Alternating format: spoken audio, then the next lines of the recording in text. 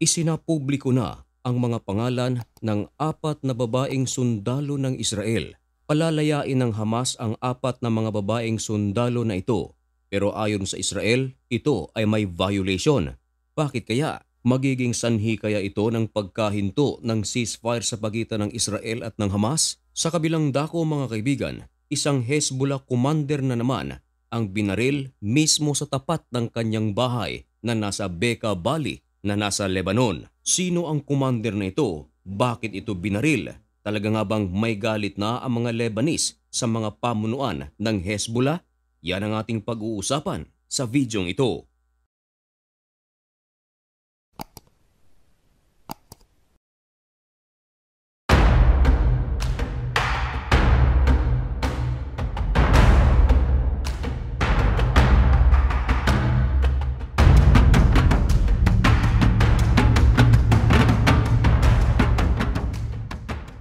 Umabot sa mahigit 15 buwan ang digmaan sa pagitan ng Israel at ng Hamas simula noong October 7, 2023. Maraming mga pagkakataon na nagkasundo ang Israel at Hamas na magkakaroon ng tigil putukan.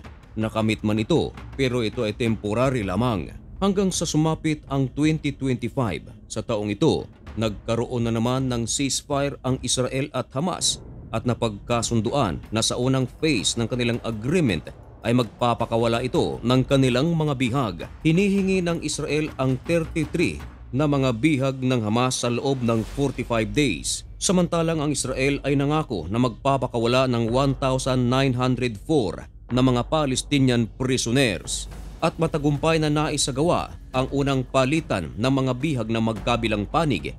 Tinanggap ng Israel ang tatlong mga bihag ng Hamas. Nagpakawala ang Israel ng 90. Subalit kahapon mga kaibigan, January 24, naglabas ng pangalan ang Hamas. Ito ay pangalan ng apat na mga sundalong Israelita, mga babae ito. Pakakawalan daw ito ngayong araw na ito, Sabado, January 25, 2025. Ang mga mukha na inyong nakikita sa larawang ito, ito ay ang mga mukha ng apat na mga sundalong babae ng Israel. Dinukot sila ng Hamas noong October 7, 2023. Ang kanilang mga pangalan mula sa itaas na bahagi.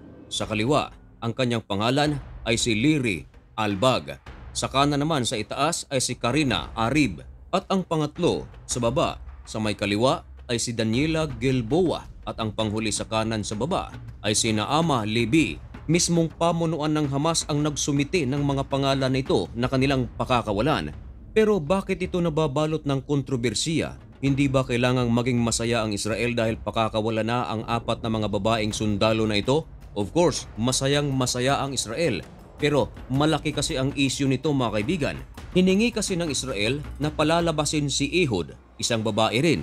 Pero bakit hindi raw ito ang palalabasin ng Hamas?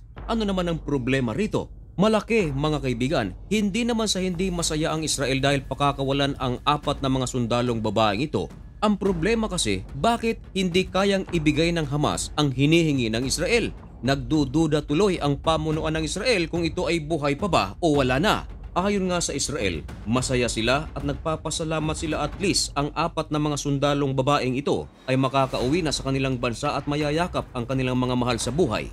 Kumbaga, may dahilan ang Israel mga kaibigan kung bakit humihingi sila ng espesipikong pangalan na kailangang palabasin ng Hamas. I think nakuha nyo na yon mga kaibigan. Imagine nyo na lang kung gaano kasaya ang mga kaanak ng mga apat na babae na ito na makakalabas na sa loob ng 470 days na bihag sila ng Hamas.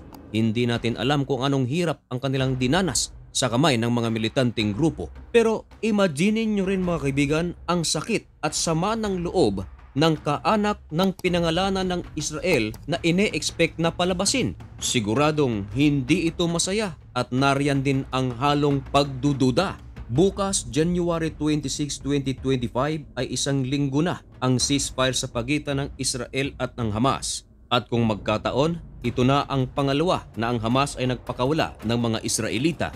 Pero ito na mga kaibigan, nilinaw na ng kampo ng Israel na kahit hindi ibinigay ng Hamas ang kanilang hinihingi, hindi pa rin daw magkukulaps ang ceasefire sa pagitan ng magkabilang panig. Ito ay ayon sa ulat ng The Times of Israel.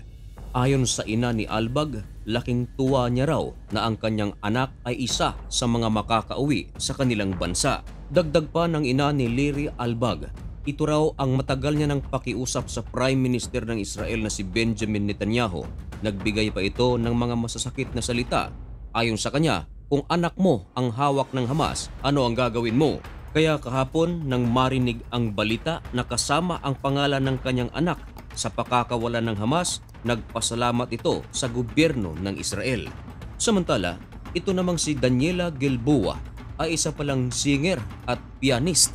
Hawak din ito ng Hamas at kasama sa mga pakakawalan. Tuwang-tuwa ang kanyang pamilya at ang kanyang mga kaibigan, lalong-lalo na ang kanyang katrabaho na kasama ang pangalan ni Daniela sa mga palalabasin. Samantalang itong si Karina Arif ay isa palang dancer at singer.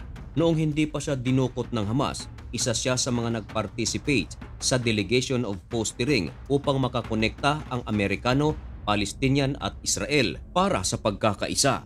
At ang panghuli na si Libby na ama, apo siya ng isang Holocaust survivors. Nagpa-participate din ito para sa isang peace project ng United States of America at nagtatrabaho para sa peace of Israel at Palestine.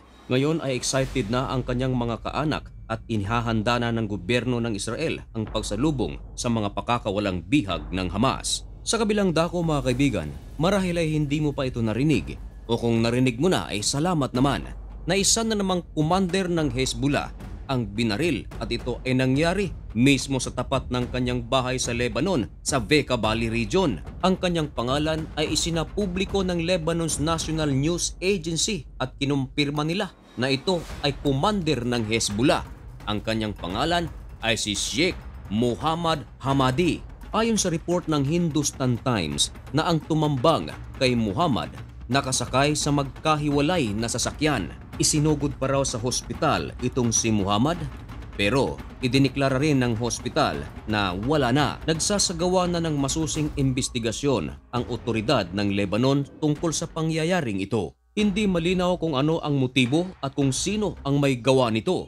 Ang Israel at Hezbollah ay merong 60 days na ceasefire at nangyari ang naturang pananambang sa isang Hezbollah commander.